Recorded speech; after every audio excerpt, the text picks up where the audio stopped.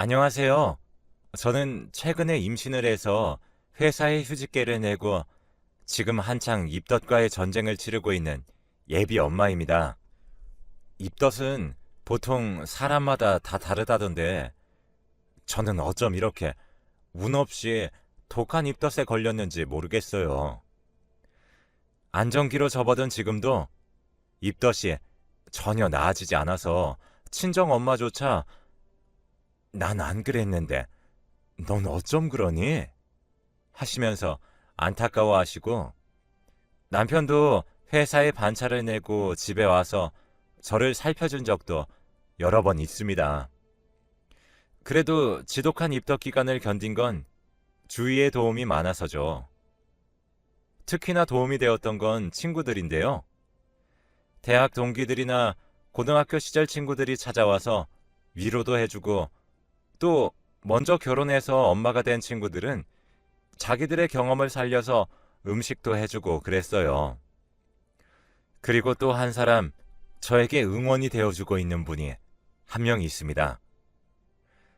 제가 언니, 언니 하면서 친언니처럼 따르고 있는 사람인데 벌써부터 아기 화장품에 산모 화장품, 튼살 크림 등을 한 알음씩 사다 안겨주고 제가 먹고 싶다는 건 다 해다가 줍니다. 언니 음식 솜씨가 기가 막히거든요. 입덧을 시작하자마자 얼마나 생각났는지 모릅니다. 생각난다고 하니까 다음날 바로 만들어서 가져다 주었고요. 저를 너무나도 사랑해주는 이 언니는 바로 제 전 새언니입니다. 네, 바로 제 친오빠의 전 아내 되는 사람이죠. 친구들한테도 아, 내 전 새언니야 라고 하면 다들 토끼 눈을 뜨면서 뭐라고? 내가 잘못 들은 거 아니지? 하며 되묻고는 세상에 할리우드다. 아이고 두야 하면서 감탄을 합니다. 와, 세상이 아무리 변했다고 하지만 너처럼 전 새언니랑 언니 동생 먹고 친자매처럼 지내는 경우도 드물겠다 야. 하긴 저도 따지고 생각해보면 참 신기한 관계예요. 심지어 언니는 저희 엄마하고도 아직도 친하게 지내니까요. 다만 호칭이 어머님에서 이모로 바뀌었을 뿐이죠. 언니가 이혼한 후에 엄마가 이제 어머님 아니니까 어머님이라고 안 해도 돼. 라고 하셨는데 언니가 그럼 이모라고 부르죠 뭐. 하고 시원시원하게 호칭을 바꿔버렸습니다. 저희 아빠한테도 아직도 아버지 그렇게 부르고요. 이런 기가 막히고 어떻게 보면 웃긴 관계가 된 이야기를 해보자면 조금 복잡해요. 사실 지금이야 편하게 웃으면서 잘 지내고 있지만 언니도 저도 엄마도 마음고생이 다들 많았어요. 정말 얼마나 마음고생을 했는지 모릅니다. 그 일을 겪으면서 세상에 정말 짐승만도 못한 인간들이 많구나 하고 느낀 적도 한두 번이 아니었고요. 저희 가족은 아빠, 엄마, 오빠, 그리고 저 이렇게 4명으로 이루어진 가족이에요. 다른 가족들과 다를 것 없는 평범한 가족이었고 부모님은 부유한 분들은 아니지만 맞벌이를 하시면서 열심히 저희를 키우셨어요. 아빠도 엄마도 저와 오빠를 충분히 사랑해 주셨고 표현도 많이 하셨습니다. 이런 이야기를 하는 이유는 저희 부모님께서는 아직도 죄책감을 갖고 계시기 때문이죠. 제가 볼 때는 전혀 두 분의 잘못이 아닌데도 말이죠. 오빠는 원래 평범하게 학교 생활을 잘하는 학생이었어요. 모범생이나 전교 1등 뭐 그런 건 아니지만 공부도 그런대로 잘하고 문제 일으킨 적도 없는 평범하디 평범한 학생이었죠. 그런 오빠가 엇나가기 시작한 건 고등학교 2학년 올라간 직후부터예요. 학교에서 친구를 잘못 사귀었습니다. 정확히 말하면 오빠하고 아주 친하게 지내던 친구가 있었는데 그 친구가 질 나쁜 친구들과 어울리기 시작하면서 오빠를 끌고 들어간 거죠. 절친한 친구가 잡아 끄니까 오빠가 얼레벌레 어울리기 시작한 게 결국 오빠까지 잡아먹었어요. 학교에서 연락도 많이 오고 엄마가 학교에 가서 선생님도 많이 만나시고 그랬었어요. 그래도 다행히 범죄나 불법적인 일까지 가진 않았지만 오빠는 이미 공부는 손 놔버리고 부모님 말씀에는 하나하나 다 반항하는 전혀 딴 사람이 되어버렸습니다. 엄마가 울면서 타이르고 아빠가 엄하게 혼내도 소용이 없었어요. 오빠는 몇 년 후에는 성인이었고 덩치도 커지고 있었으니까요. 저도 그런 오빠가 낯설었고 무서웠습니다. 그러다 보니 오빠랑 점점 대화도 하지 않게 되었고요. 오빠도 저한테 관심이 없었어요. 고등학교 3학년이 되자 학교에서는 강경하게 오빠와 오빠가 어울리는 무리들을 대처했고 결국에 그 무리는 말하자면 해체가 되었습니다. 심한 학생들 중에는 전학을 간 사람도 있었다고 해요. 그리고 그때를 기점으로 오빠와 오빠 절친도 얌전하게 학교 생활을 하게 되었어요. 애초에 둘 다 주체적으로 이끄는 애들은 아니었으니까 금방 얌전해지기는 하더라고요. 그런데 성적은 이미 바닥이고 좋은 대학을 갈 성적이 나올 리가 없죠.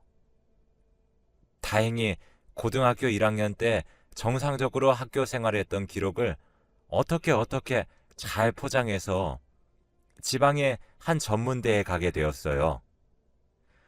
대학 생활을 하는 동안에는 크게 문제 일으킨 것도 없었고 그냥저냥 생활 잘하는 것 같았죠. 성적이 뛰어나거나 그런 건 아니지만 그래도 학교에서 잘릴 정도는 아니었으니 계속 다닌 거겠죠. 오빠가 졸업하고 나서 저도 대학을 갔습니다. 저는 4년제 대학에 진학했어요. 그리고 1학년 때 선배였던 현재 남편을 만나서 연애를 하게 되었고요. 부모님은 또 다른 고민이 생겼습니다. 오빠가 졸업 후에 말 그대로 집에 눌러 앉으면서 놀고 먹는 거예요. 오빠는 시력이 아주 나빠서 군대도 가지 못했습니다. 아빠는 신검 결과만 정상이었어도 군대라도 집어넣었을 텐데 라고 하셨어요. 아빠가 졸업했으면 일 구해서 독립해라 라며 강하게 말씀하신 적도 여러 번이었지만 오빠는 네네 이렇게 대답만 할 뿐 일을 구할 의향이 전혀 없어 보였어요. 용돈이 필요하면 단기 아르바이트를 몇 번 하는 것도 같았는데 어째 제대로 된 일은 구하지도 않더군요. 너 여기라도 취직해서 일해라. 아빠가 아는 최후 통첩이고 여기서 일 안 할 거면 집에서 나가라. 어느 날 아빠가 오빠에게 하신 말씀이었어요. 제가 대학교 4학년 때 일이었죠. 아빠는 아빠 대학 선배를 통해 어찌저찌 일자리를 구해오셔서 오빠에게 당장 내일부터 옷 차려입고 출근하라고 하셨어요. 어떻게 보면 아빠의 인맥발로 들어가게 된 회사지만 그렇게 해서라도 아들을 백수로 내버려 두기 싫으셨던 아빠 마음도 충분히 이해가 갔어요. 네가 안 구하니 내가 구해왔다. 이러면서 일하라고 강하게 말씀하시는 아빠 때문에 오빠는 결국 아빠 선배 되시는 그분의 사업체에서 일을 하게 되었습니다. 아빠의 눈치가 보여서 그런가 의외로 얌전히 출근도 잘하고 한번 일을 시작하니까 착실하게 잘 다니기 시작하더라고요. 저렇게 일하다 보면 언젠가 꼭 더 성실하게 일해서 사람답게 잘 살 거야. 엄마는 오빠를 믿어. 그래도 학창 시절을 그렇게 놀았는데? 그래도 엄마한테는 자식이잖아. 엄마는 내 자식이 애초부터 천성이 나쁜 애라고 믿지 않아. 엄마의 말이 그렇게 시원치는 않았지만 저도 당시 졸업을 앞두고 취업 준비로 바빴고 엄마의 희망적인 마음을 깨고 싶지 않아서 오빠 얘기는 거기서 멈추었습니다.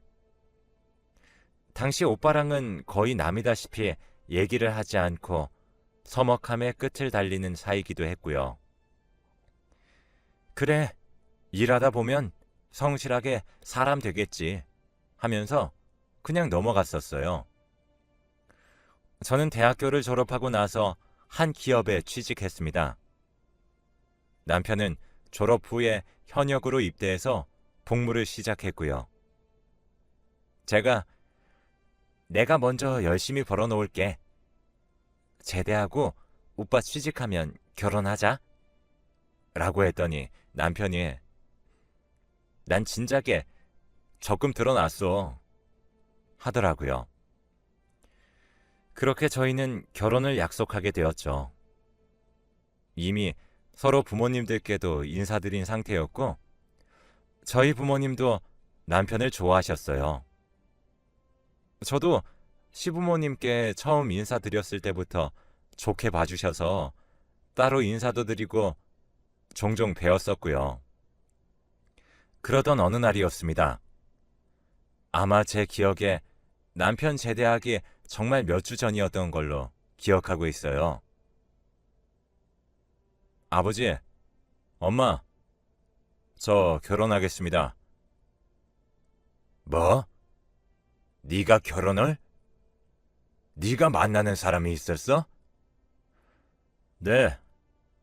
길게 만나진 않았지만 저랑 잘 맞고 좋은 여자예요.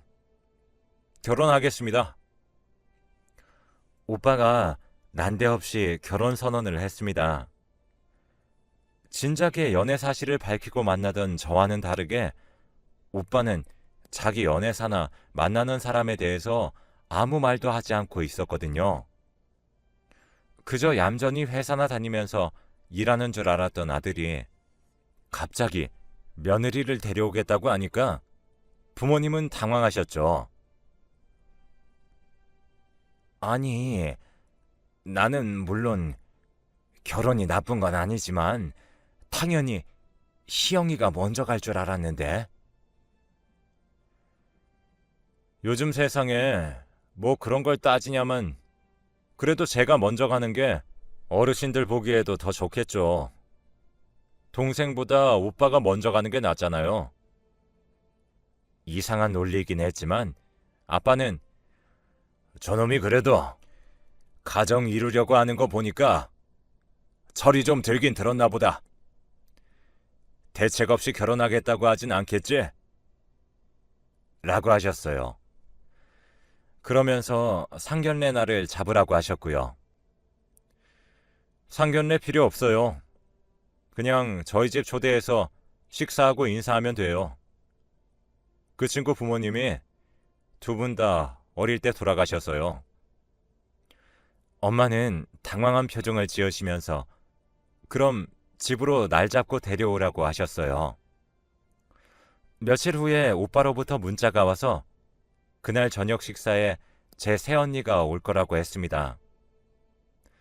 저는 괜히 긴장이 돼서 퇴근 시간이 다가와도 기분이 썩 가볍지 못했습니다. 집에 가서 엄마 상 차리는 것부터 도왔어요. 집에 며느리 온다고 갈비찜에 잡채까지 하셨더라고요. 그리고 마침내 도착한 예비 새언니는 저보다 한 살이 많은 사람이었습니다. 첫인상은 동글동글하고 참 순해 보이더군요. 수줍게 저와 엄마 아빠에게 인사하는 언니는 목소리도 그렇게 크지 않았고 소위 말하는 못된 새언니의 인상은 전혀 없는 사람이었어요. 솔직히 속으로 오빠에 비해 너무 아깝다고 생각했죠. 어쩔 수 없는 일이었지만 오빠의 학창시절 때와 엄마 아빠에게 반항하던 모습들, 졸업 후 게으르게 집안에서 과자나 먹던 모습들이 떠올랐거든요. 그래도 가정 이루고 나면 더 열심히 살겠지. 이런 생각을 하면서 마음속으로 예비 새언니를 응원했어요. 예비 새언니는 양친을 사고로 잃고 고교 졸업 후 바로 취업을 해서 일하고 있었죠. 오빠와는 오빠의 회사랑 거래처 연결이 되어서 오다 가다 만났다고 합니다.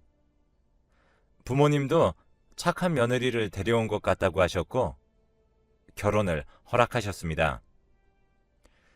아빠는 오빠가 방황하던 시절부터 엄하게 대하시고 혼내기도 하셨지만 그래도 아들이 가정을 꾸린다고 하니까 지원도 넉넉하게 해주시고 신혼집도 구해주셨어요.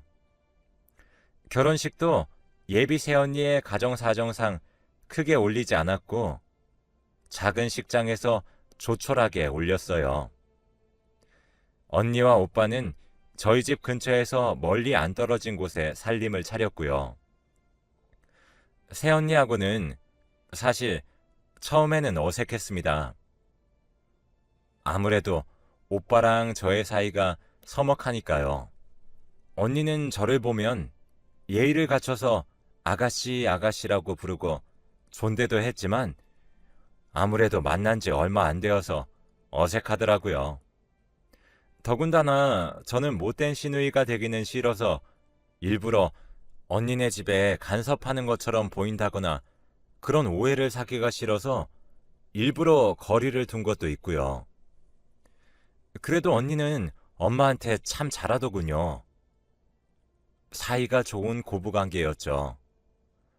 엄마도 걔 붙잡아서 가정 이루게 한 것만도 고마운 애야 하시면서 일체 시집살이 안 시키려고 하셨는데 언니가 먼저 엄마한테는 어머니 같이 점심 먹어요. 어머니 잘 지내고 계시죠?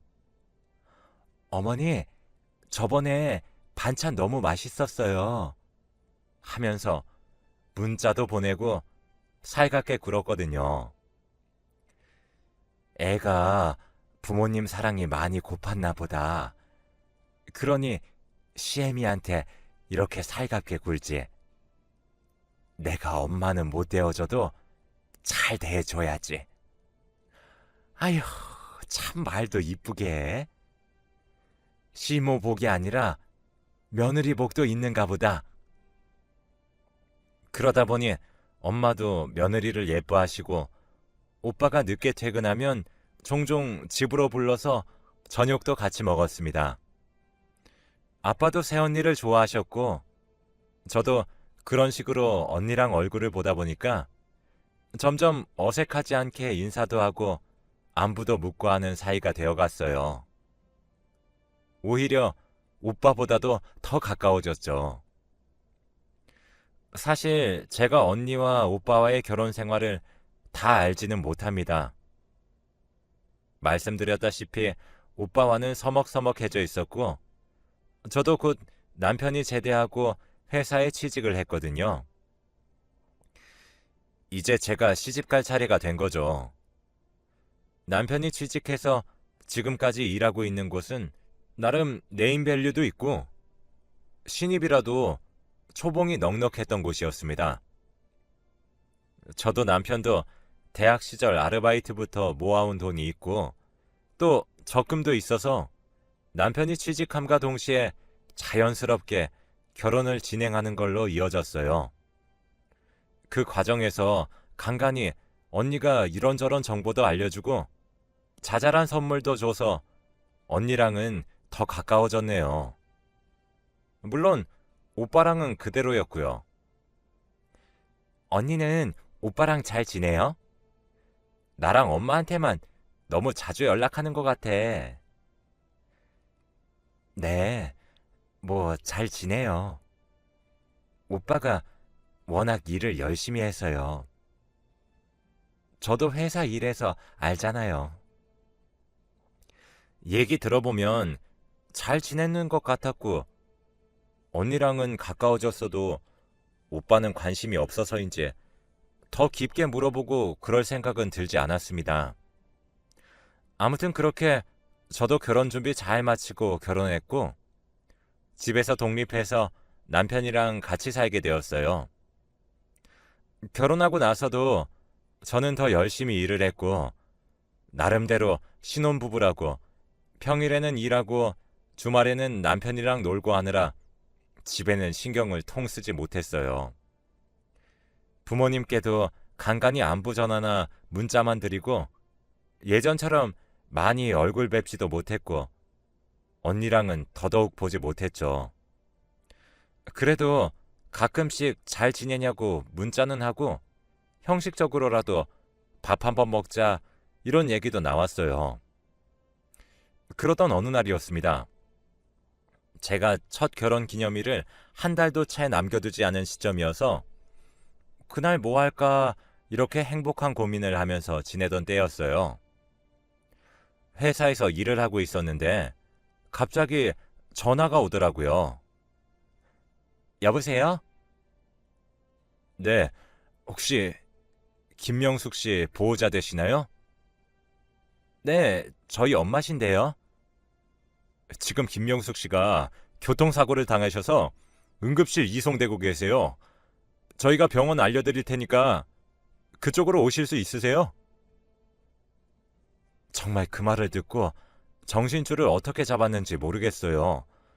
넋놓고 있는 저를 회사 선배 언니가 잡아 흔들면서 정신 차리고 얼른 가보라고 가방을 챙겨주었고 저는 혼이 나가서 가방을 챙겨 회사를 빠져나가 택시를 금방 잡고 병원으로 출발했습니다.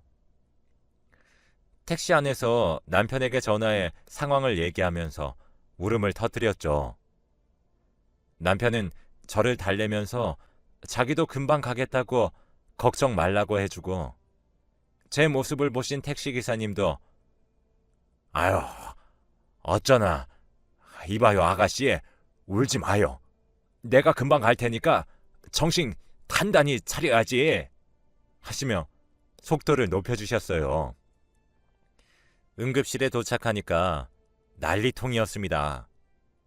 알고 봤더니 그 대낮에 졸음운전자가 사고를 내서 몇 중 추돌 사고가 나서 환자가 한꺼번에 많이 발생한 모양이었어요. 여기저기 우는 보호자들과 환자들이 있었고 저는 엄마를 찾기 시작했습니다. 피가 모자라요. 수혈이 필요한데 혹시 혈액형이 어떻게 되세요? 간신히 찾은 엄마는 피가 필요했습니다. 그러나 저는 엄마에게 피를 줄 수 없었습니다. 엄마는 O형이었고 저는 아빠를 닮아서 A형이었거든요. 오빠도 저와 같았고요. 엉엉 울면서 어떻게 해야 할지 생각하다가 남편에게 전화를 걸었어요. 하지만 남편도 맞지 않더군요. 그러다가 생각난 사람이 바로 새언니였습니다. 언니에게 전화를 걸었더니 한참 후에 받더라고요. 언니는 우는 제 목소리를 듣고 놀라더니 제가 사정을 설명하자 잠시만 기다려달라며 전화를 끊었어요. 조금 뒤에 언니에게 문자가 왔더군요. 내가 O형이에요. 아가씨, 내가 금방 갈게요. 걱정 말고 울지 말고 기다리고 있어요. 라고 말이죠. 정말 그 기다리는 시간이 2000년 같이 흘러가고 30분이 거의 다 되어서 언니가 도착했어요. 그런데 저는 깜짝 놀랐습니다. 언니가 경찰관의 손에 한쪽 팔이 잡혀서 들어왔거든요. 언니 옷차림도 온통 검은 옷에 검은 모자까지 쓰고 있었고요. 평소의 언니의 모습과는 전혀 달랐습니다. 언니, 이게 어떻게 된 거예요? 아가씨, 설명은 나중에요. 어머님 어디 계세요? 일단 엄마가 우선이었기 때문에 언니는 의사를 따라갔고, 그렇게 급하게 언니의 피를 뽑아서 엄마는 수술방에 들어가셨어요. 남편과 아빠가 도착했을 때 엄마는 수술방을 나오셨고, 무사히 수술이 끝났다는 소식을 듣자 저도 언니도 모두 안도하며 눈물을 펑펑 쏟았습니다. 아빠는 저와 언니를 감싸 안아주시며 수고 많았다. 그리고 우리 새아가, 우리 은지, 너무 고맙다. 이 은혜 어떻게 갚아야 할지 모르겠어. 라고 하셨어요. 그런데 그 말을 들은 언니가 갑자기 펑펑 울기 시작하더라고요. 아니에요, 아버님. 제가 더 죄송해요. 그리고 그때 경찰이 다가왔습니다. 언니는 아직 침대 위에 누워 있었고요. 여기서 조사를 진행할 수 있는 건 진행할게요. 무슨 조사요? 우리 며느리가 뭘 잘못했습니까? 네. 지금 명예훼손으로 고소를 당하셔서. 언니가요? 언니가 왜요? 경찰은 난감한 표정을 지으면서 언니를 바라보더군요. 이걸 말해도 되나 싶은 얼굴이었죠. 언니는 눈물을 흘리다가 제가 말할게요. 선생님, 잠시 나가 계셔 주실 수 있으세요? 라고 물었고 경찰은 알겠다고 하면서 잠시 나갔어요. 아버님, 죄송해요. 뭐가 죄송하니, 은지야? 뭐가 죄송해? 사실 제가 오빠 뒤를 밟았어요. 오빠 몰래요. 스토킹처럼요. 뭐? 재영이 뒤를 밟아? 그런데 왜 네가 고소를 당해? 오빠가 바람을 피웠어요. 지난달에 눈치를 채서 열심히 증거를 모았는데 증거가 없어서 결국에 오빠랑 그 여자랑 문자한 거 보고 오늘 일정이 있다길래 뒤를 따라갔어요. 그런데 그 여자랑 오빠가 신혼부부 마냥 다정하게 있는 걸 보고 이성을 놔버려서 그 여자 머리채를 잡고 난리를 피워서 그 여자가 저를 고소했어요. 언니의 말에 저도 아빠도 남편도 모두 경악했어요. 언니는 서럽게 엉엉 울면서 자기 핸드폰을 확인해 보라고 거기 증거가 다 있다고 했죠. 저는 급하게 언니 핸드폰을 찾아서 확인했습니다. 정말 가관이더라고요. 당당하게 그 상간녀랑 셀카를 찍고 문자로 온갖 미러를 속삭이고 이딴 인간이 내 오빠라는 걸 믿기 싫을 만큼 더러운 증거들이었습니다. 하지만 가장 화가 나신 건 아빠였어요. 분수에 넘치는 착한 아내 맞았으면 모시고 살아도 모자랄 판에. 뭐? 바람을 피워? 이 자식 어딨어? 오빠는 그 여자랑 경찰서에 있어요. 아가씨 전화 받고 제가 경찰분들한테 빌었어요. 어머니만 제발 살리고 오게 해달라고. 피가 저랑 유일하게 맞아서 제가 살려야 한다고요. 이 짐승만도 못한 놈. 지혜미가 죽어가는데 지는 바람난 여자 끼고 경찰서에서 기다리고 있어? 지금 당장 가야겠다. 거기 경찰 선생, 우리 며느리는 내가 데리고 갈 겁니다. 희영이 너는 김서방이랑 엄마 지키고 있어. 아빠, 언니도 아직 쉬어야 되잖아. 그냥 그 자식 보고 오라 그래. 저도 화가 나서 소리쳤고 중간에 끼신 경찰분만 난감해지셨어요. 어쨌든 언니는 지금 고소를 당한 상태니까요. 언니가 회복해야 한다는 걸 참작해서 다행히 며칠은 시간을 벌 수 있었어요. 엄마는 그 사이에 의식을 찾으셨지만 충격을 받으실까봐 일단은 오빠 이야기를 절대 하지 않았습니다. 아빠는 그 사이에 아는 지인과 인맥을 총동원해서 유능한 변호사들을 만나고 다니셨고요. 그 중에 아빠가 판단하셨을 때 가장 사람이 괜찮아 보인다는 분을 언니의 이혼소송 변호사로 붙이셨어요. 아빠, 괜찮아? 세상에 아들 이혼소송 거는 아빠는 아빠밖에 없을 거야. 그놈은 내 아들 아니야. 내 자식은 희영이 너 하나야. 참을인자 3번이면 살인도 면한다고 하는데 내가 그놈 학창시절부터 참았어. 어디 감히 그런 착한 아이한테 그래? 위자료도 두둑히 받아내게 할 거고 상간녀 그 여자도 은지 고소한 것 가만두지 않을 거다.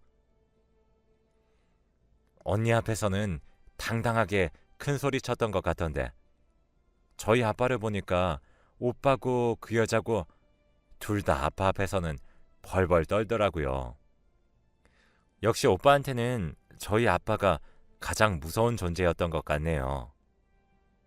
어차피 저럴 거면 왜 바람을 피우는지 한심하기만 했습니다.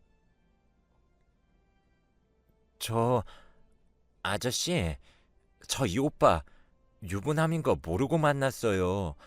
저도 피해자라고요. 모르고 만났으면 유부남인 걸 알았을 때 그쪽이 창피한 짓 한 줄 알고 죄송합니다. 이렇게 고개 숙여도 모자랄 판에 감히 우리 며느리를 고소하려고 해요? 말이 되는 소리를 해야지. 그쪽도 상간녀로 혼인 파탄에 책임 소송 걸 거니까 알아서 잘될 변호사 구해나 봐요. 아빠, 아니 아버지, 진짜 잘못했어요. 제가 잠깐 미쳤었나 봐요. 엄마한테는 네 엄마 얘기 꺼내지도 마라. 너는 이제 내 아들 아니다. 사람 고쳐 쓰는 거 아니라고들 하지만 그래도 네가 엇나갈 때는 그래 10대 때니까 그럴 수 있지. 잘 가르치고 내가 내보내지 않고 품는다면 돌아올 거다. 이런 마음으로 참았다만 이젠 아니다. 나한테 자식은 희영이 하나뿐이야. 아빠는 정말 강경하게 나가셨고 물러서지도 않으셨어요. 결국 오빠는 유책 배우자로 언니에게 몇 천만 원의 위자료를 주고 이혼하게 되었고요. 그 상간녀도 소액이지만 돈이 좀 깨졌습니다. 간통죄가 폐지되어서 그렇다고 하네요. 이제 마음 편하게 살아. 너 아직 젊어서 좋은 남자 만날 수 있어. 마음고생 다 잊고 내가 이렇게 사과할 테니 우리 잊고 살거라. 어머니, 저 어머니 못 잊어요. 엄마 없는 제게 엄마같이 대해주셨는데 어떻게 잊어요? 이혼하던 날 언니가 엄마를 잡고 울면서 말했어요. 그 모습을 보고 언니는 우리 부모님을 정말 친부모님처럼 생각하는구나 싶어서 정말 가엾고 눈물이 나더라고요. 어차피 우리한테서 내쳐진 건 은지 네가 아니고 그놈이다. 은지는 오고 싶으면 얼마든지 우리 집 와도 되고 밥도 먹고 딸이면 딸답게 용돈도 달라고 하고 그렇게 해. 저희 아빠의 말씀이에요. 언니는 그 말을 듣고 더 크게 울었습니다. 그리고 정말 아빠 말씀대로 언니는 며느리가 아닌 딸 노릇을 하면서 아직까지도 우리 집과 인연을 이어나가고 있어요. 참 이상한 게 오빠가 빠지니까 언니하고도 급속도로 더 친해지게 되더라고요. 이혼한 언니는 후련해 보이고 자유로워 보였습니다. 오빠는 집에서 당연히 쫓겨났죠. 엄마는 그래도 엄마라고 저한테 말해서 오빠 근황 좀 알아보라고 그러시더라고요. 남편한테 부탁해서 수소문을 해봤는데 오빠는 고등학교 동창들이나 대학 동기들의 집들을 다니면서 식객처럼 생활하다가 지금은 지방에 있는 한 공장에서 일하고 있다고 했어요. 거기 사는 친구가 일자리를 알아봐 준 모양이에요. 엄마는 그래도 집 밥벌이는 하고 있다고 하니까 다행이다 라고 하시더군요. 그걸로 끝이었어요. 엄마도 오빠를 더 이상은 자식이라고 마냥 좋게 보지는 못하실 테니까요. 저도 사실은 아직까지도 오빠에게 화가 풀리지 않았고 용서를 못한 상황입니다. 언니가 살아온 세월을 생각하면 더 그래요. 부모도 없이 혼자 열심히 살았는데 언니에게 또 한 번 상처를 준 거니까요. 그래도 지금은 언니가 우리 가족과 잘 어울리고 행복하게 잘 살고 있으니까 다행이란 생각이 드네요. 태어날 제 아이에게도 멋진 이모가 되어줄 것 같고요. 앞으로 행복하게 열심히 살겠습니다. 사연 들으시는 분들도 행복하시고요. 지금까지